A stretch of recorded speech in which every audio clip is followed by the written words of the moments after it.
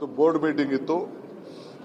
ಸುಮಾರು ಹೆಚ್ಚು ಕಮ್ಮಿ KBJN, KNL ಇವೆರಡೂ ಕೂಡ ಸುಮಾರು ಒಂದು 5,000 ಕೋಟಿ ರೂಪಾಯಿಯಷ್ಟು ಕಾಮಗಾರಿಗಳನ್ನು ನಾವು ತೆಗೆದುಕೊಳ್ತಾ ಇದ್ದೇವೆ. ಬಟ್ KBJNL ಮಾತ್ರ ಪ್ರಯಾರಿಟಿ ನಾವು ಲ್ಯಾಂಡ್ ಅಕ್ವಿಷನ್ ವಿಚಾರಕ್ಕೆ ಪ್ರಯಾರಿಟಿ ಕೊಡಬೇಕು ಅನ್ನೋ ದೃಷ್ಟಿಯಿಂದ ಕೆಲವು ಪ್ರಾಜೆಕ್ಟ್ಸ್ನ ನೆಕ್ಸ್ಟ್ ಇದರಲ್ಲಿ ತೆಗೆದುಕೊಳ್ತೀವಿ. ಯಾಕೆಂದರೆ ನಾವು 50-70 ಕೋಟಿ ರೂಪಾಯಿ ಕಮಿಟ್ಮೆಂಟ್ ಮಾಡ್ಕೊಂಡಿದ್ವಿ.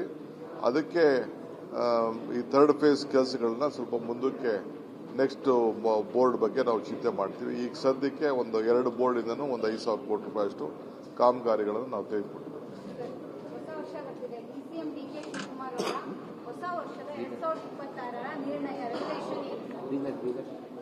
ನಮ್ಮ 76 ತೀರ್ಮಾನ ನಿಮ್ನೆಲ್ಲ ಸಂತೋಷಗಿಡೋದು, ರಾಜ್ಯನ ಸಂತೋಷಗಿಡೋದು, ರಾಜ್ಯಕ್ಕೆ ಒಳ್ಳೆ ಸುಭಿಕ್ಷವಾದಂತಹ ಆಡಳಿತವನ್ನು ಕೊಡೋದು, ಹೊಸ ಚಿಂತನೆಗಳನ್ನು ಮಾಡೋದು.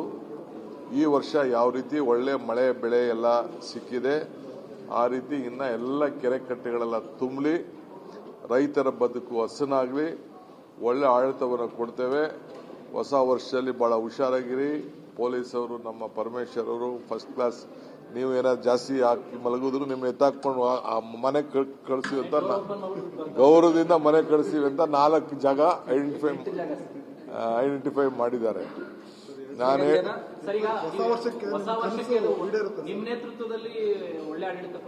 ಏನೇಳಿ ಕಾಂಗ್ರೆಸ್ ಸರ್ಕಾರದ ಏನು ಆಡಳಿತ ಇದೆ ಆ ಆಡಳಿತದಲ್ಲಿ ಕಾಂಗ್ರೆಸ್ ಆಡಳಿತ ಮುಂದುವರಿಯುತ್ತದೆ.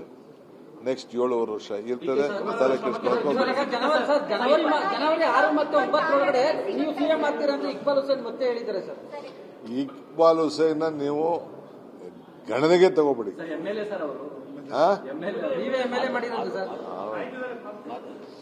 ಅವನಿಗೆಲ್ಲರೂ ಅಲ್ಲಿ ಕ್ಷೇತ್ರದವ್ರು ಹಿಡ್ಕೊಂಡು ಏನಾರು ಹೊಡಿತಾರೆ ಅಂತ ಅವ್ನು ಹೆಂಗೆ ಹೇಳ್ತಾ ಇದ್ದಾನೆ ಅಷ್ಟೇ.